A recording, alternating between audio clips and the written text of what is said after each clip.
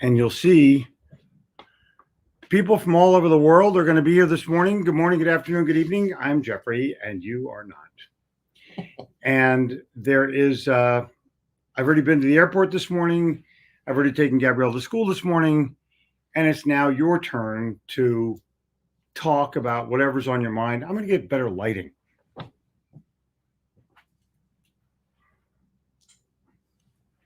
How's that?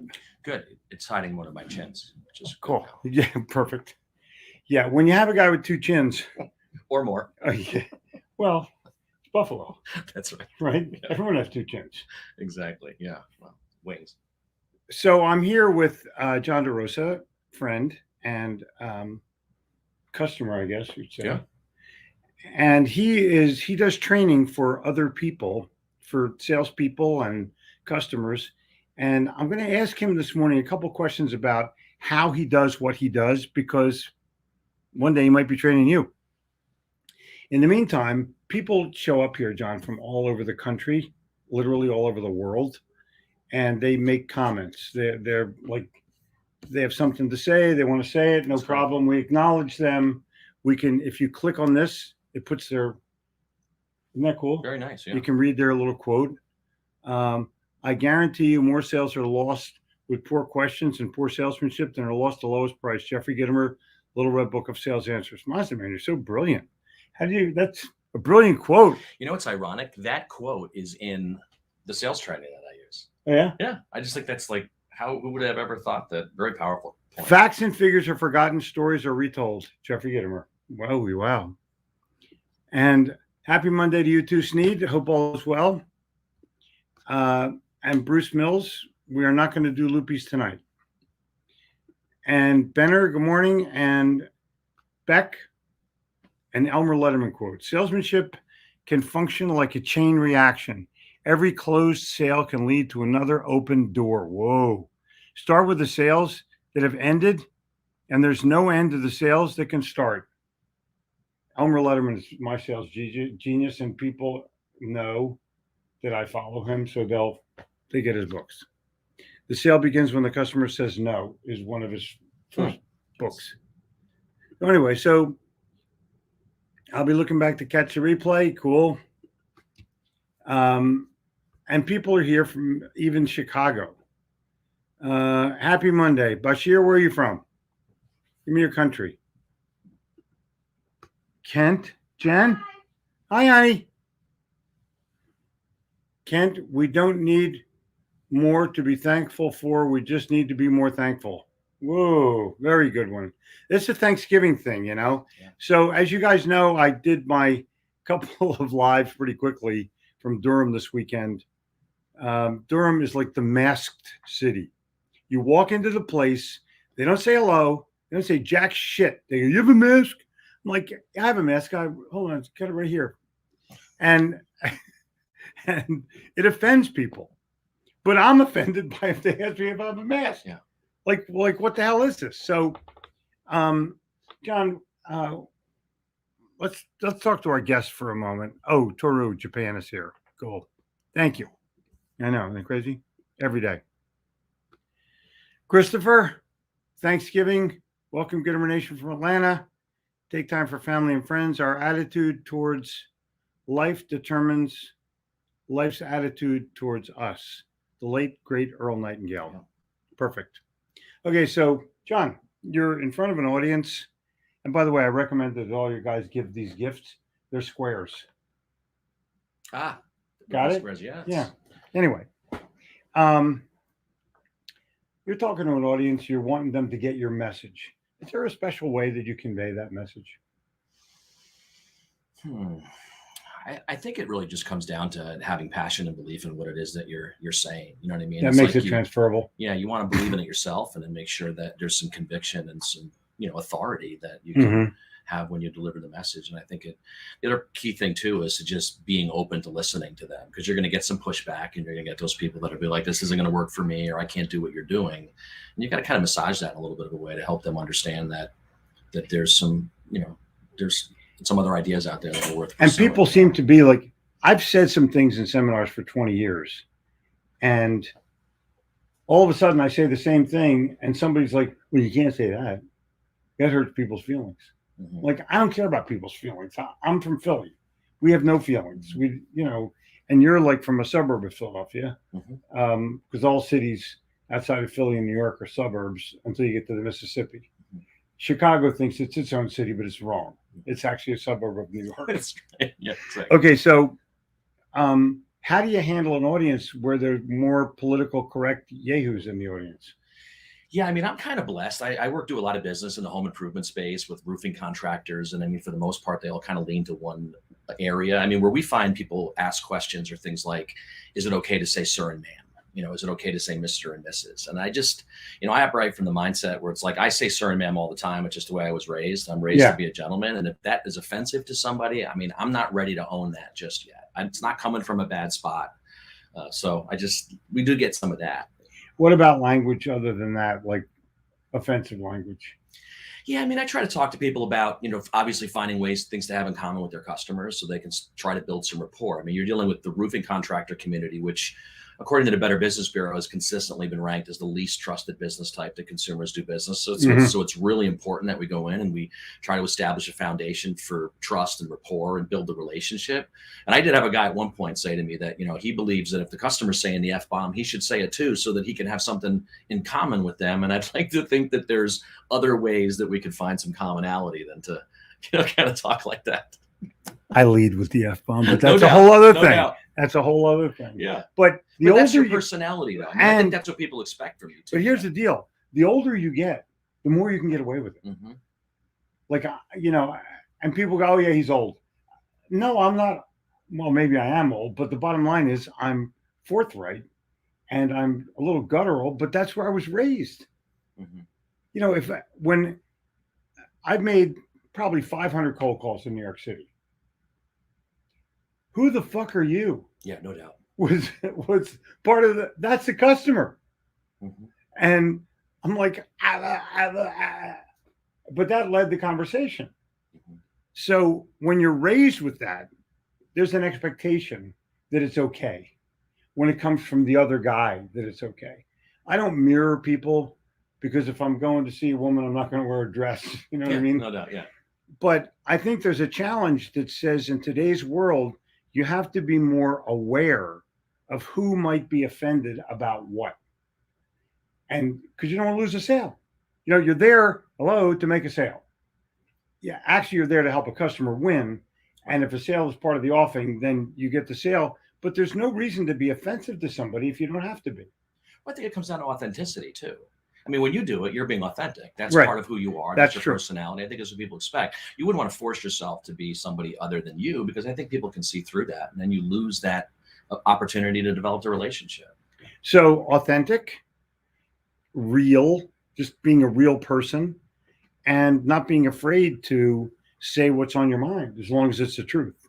Doug Wing, who comes on the show all the time, his father had the quote says, "You can tell a customer anything you want as long as it's the truth." Mhm. That's the way, right? Yeah. Okay, so that's where we're at the moment, and we're very grateful for it. Let's see what we got here. Chicago is here. Shared, thank you very kindly. The country of California is here. Thank you very kindly. Belgium is here. Thank you very kindly. Nice to see you. I've tried to explain to people that if you don't get a Belgian waffle in Belgium, you're already there. They just call them waffles. Right. It's just like when you're in Buffalo, they just call them wings. Yeah, right. Wings. Yeah, exactly.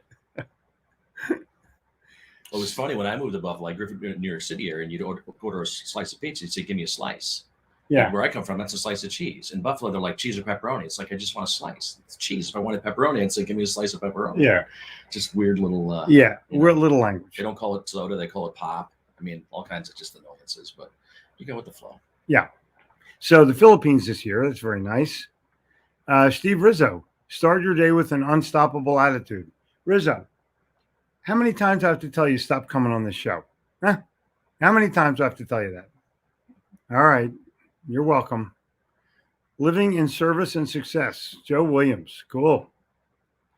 Good morning. Good morning. Good morning. Boston Joe, not adding value is the same as taking it away. Oh my God. Wow. No, that's so wrong, by the way. Yeah. I don't add value. I give value. Adding is not in my lexicon. So just be aware of the fact that people who go, it's a value add. That's bullshit. What it means is if you don't buy it, you don't get the value. I would rather tell a customer how to live a better life, how to drive safe, where the best golf course is, where's the best restaurant, anything I can do that will please them and say, let me write that down, than I would to say, well, we have a special. If you get two, we give you three. Dude, go away. God's blessings. Oh, Eric, happy birthday to you, bud. You got like 500 shout outs yesterday. Happy Monday. Don't waste this week. Okay, I won't. That's pretty interesting. Point, yeah, a real good point. I plan on making a sale at Thanksgiving dinner. We're going to a restaurant in Birkdale Village, and forget the hell the name of the restaurant, but the chef's a real famous guy in Charlotte. He'll be there. I'm giving him a couple of books, and I'm going to ask him if he would let me come in and please train his staff how to double the sale of desserts. Cool. That's great. Yeah, just because it's a 3-day week and a holiday doesn't mean we just take. If I can't make a sale, it's because I suck. Yeah. Or I'm not thinking, well, I'm just going to relax. Bullshit. Salespeople never relax.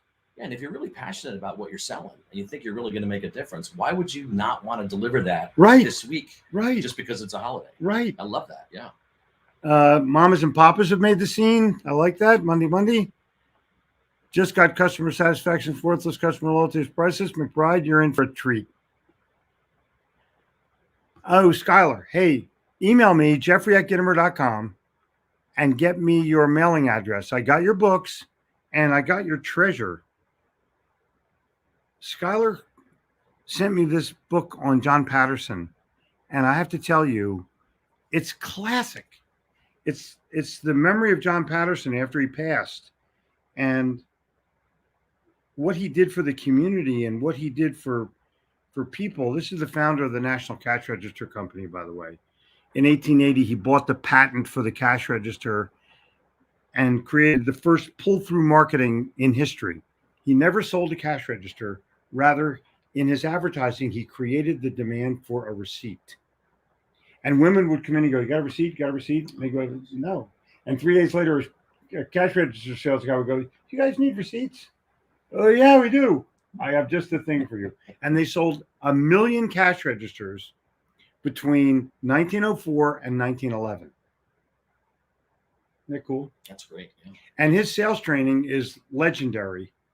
We can talk more about that on another day. But Skylar, thank you.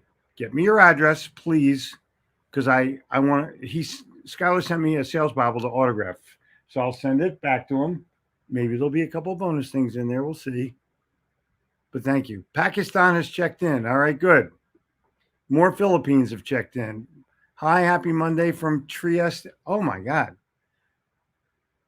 Mirella. Is that how you say your name? Mirella?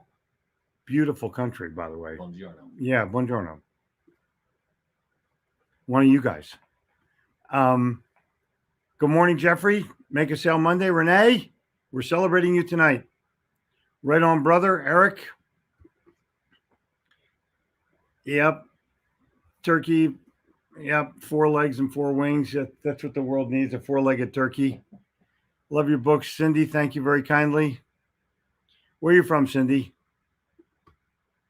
Howdy, Jeffrey. John Taruf. Oh, my God. Optimist Tim. This is a guy who sells cars in Dallas. That's optimistic, isn't it? How about them Cowboys, huh, Punko? Yeah. Oh, they lost. They look piece of shit. Cowboys lost again. Eagles won. We're got 2 in a row. We're like rolling. We beat the Saints. We beat the piss out of them.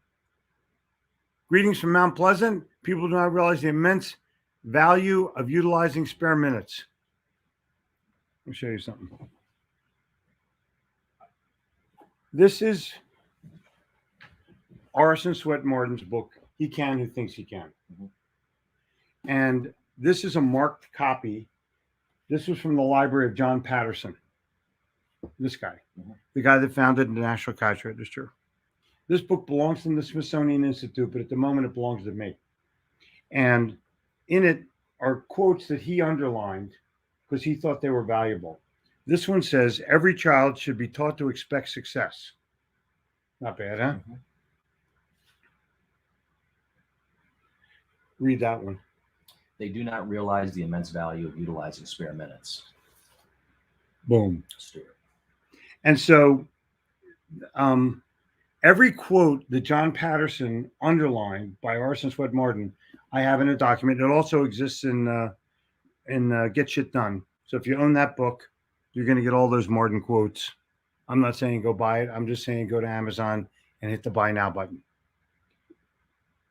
So who gets a shout out? Okay, fine. Another shout out from oh my God. Here in the Bay Area, criminals are in the holiday spirit by doing smash and grab early. Is that disgusting? It's unbelievable. Where are these people's mothers? I mean, what do they say to their mom? Hey, mom, guess what I robbed today? Well, what could they possibly be thinking? You get up in the morning and your game plan is to steal shit, not work hard, because no one's going to arrest you. I don't get it. Life is good. Let go of control. It's hard to let go of control, honey. I'm just telling you, it's very hard to let go, especially when you have kids. Gretna, Nebraska has checked in. I'm so happy for that. Dylan from Orlando checked in. Randall from Trinidad has checked in. Love that. Come on. I should be sorry if I only entertained them. I wish to make them better. Cool. That's cool. That's the guy that wrote The Messiah. Oh, yeah. Handle. Yeah. Yeah. Big music guy. Yeah. Played everything. Kind of talented. Yeah. Yeah, it's music has lasted. Yeah. You know, in San Francisco, and I hate to use a swear word, but in San Francisco, they have that Philharmonic Hall where the audience is the choir for Handel's Messiah. Like they have an orchestra, but the entire country of people who have practiced come and sit in the audience by group. They all have their T-shirts on and shit, and they sing the choruses. It's amazing. Yeah. Too bad for San Francisco. It used to be a great place. I would not be in that audience, by the way. No. I'd bring the whole thing down. These are available at Whole Foods, if they still have them left. Cindy, be authentic. No argument with that. I'm a Jersey girl. Good. Like I love Jersey girls. What exit, Cindy? That's people say there's a line. They know I'm from New Jersey. They go, what exit? I go, exit 1, of course. The best exit on the planet. People say hello to each other. I totally love this. Isn't it cool? Gratitude every day. I totally agree. Did Eric have a good birthday? We'll find out. John DeRosa, introduction to the sales process. Oh, wow. Look at that. John DeRosa gets a shout out. Boom. I should see what's that. I didn't even know that that's there. That's great. How about that? So there we go. And we'll check it out. We'll definitely check that out. What you can do with this, look. I can hit a couple of keys, take a picture of this, click on the picture, click on the up arrow, and send it to myself. And it comes right in mine. So anyone who has a great quote or anything, I send it to myself right away. Yeah. Pretty cool. Marcus Cicero. You know, there's a guy, huh? Gratitude is not only the greatest virtues, but the parent of all others. Whoa. That Cicero guy. He had a lot of quotes. Peggy, good morning. How are you doing, honey? I'm sorry. Can I call you honey? Because some chicks get upset when you call them honey. Chicks too. Yeah, I know. Just breaking all kinds of rules. Oh yeah. Well, with this is the non-politically correct half hour of the day. I want to make sure everyone has their political non-correctness mode on as I send things to myself. See what I mean? Cindy's not dropping F-bombs. Yep. Way to go, Cindy. Good evening. Everyone's saying good evening to everybody else. good morning, good afternoon, good evening. My friends, kids say yes, sir, yes, ma'am, because they're taught to. Exactly. Mary, way to go. Exactly. Sneedo, just under 4 score. Yeah, it's true. I think folks need to be who they are. It's so much easier. Listen, if you're a different person when you're in a conversation with a salesperson, you got to remember who you were. You got a problem. You got a serious problem. Just be yourself. And the reputation or not, Oscar Wilde's quote of "Be yourself, everyone else is already taken" is probably as good a quote as exists in the English language. Everyone's saying good morning to each other. Be yourself. Talk about others. Dale Carnegie. The one thing I'd say though is, and I just see this from my experience and working with some of the customers, there's a line between you want to be yourself, but you also want to not let yourself get in the way of you being successful in sales. Because I think there's some salespeople out there that say, hey, look, I don't want to be perceived to be a salesperson. I have a very negative image of what selling is. I don't want That's to look their at me as problem. a sales, but they're so protective of what they think their values are that Yeah. it gets in the way of them actually asking for the order or providing the value or being prepared to ask questions. I mean, you can't let that, roadblock you. No argument. That's pretty cool. Monday's the start of a new week. Offer new beginnings 52 times a year. Cool. Northern Venezuela checking in. It's a beautiful sunset. Yeah, but it's California. The sunsets there are manufactured. Ari, good morning to you. Mexico City is checked in. Oh my gosh. This is, we're going to find some new peeps, but I like whatever Sneed has to say. Must have been 7 or 8 when I learned that Frank was also called a hot dog. Exactly. Yep. Yeah. I thought Frank was always like Frank Sinatra. Preach. Thank you, Cindy. I'm going to do my best. Yeah, that's Canada right there, I think. Philly. I'm going to see a man about a turkey. Yeah. Yep, it's his brother, Vinny. Hey, you got a fucking turkey over there? Oh my God. Oh my God. Good morning to you. All right, listen, we got to go. We got all kinds of stuff going on here today. Want to make sure that this is cool. If you don't drive your business with passionate sales calls and good customer service, you'll be driven out of business. Cool. Says Ellen. Well said, Ellen. It's all about the experience today. Yep. And if you're driving a car with gas, it's an old car. Change. Tesla. Just saying. You don't have to, but you might want to get in the 21st century. Ah, goodness gracious.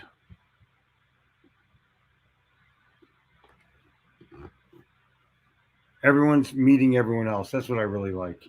Another Gittimer quote pops up there. Great salespeople are relationship builders who provide value and help their customers win. I concur. And I'll see you guys tomorrow morning. We're going to go on the Anne Maloney, the great Anne Maloney is here. The year of feminine genius, when the mother bear rises up to take her country back for freedom from the beautiful hills of Barnhart, Missouri. That's totally cool. I'm going to challenge you that tomorrow is the Insiders Club, soon to be called the Sales Club, but we will talk about that later. But I'm challenging you right now. This is your time to go back, have a good time, talk to people, make sales. Don't mess with anybody that's not going to give you money because it's going to waste your time. They'll ask you for a proposal, but they're not going to buy. And someone's going to say, I want to think about it. And I say, when someone says they want to think about it, usually it means that my price is too high or they just want to get rid of me. Which one is it for you? Later, you guys. John, thanks for being here this morning. Thank you. It's nice meeting all of you.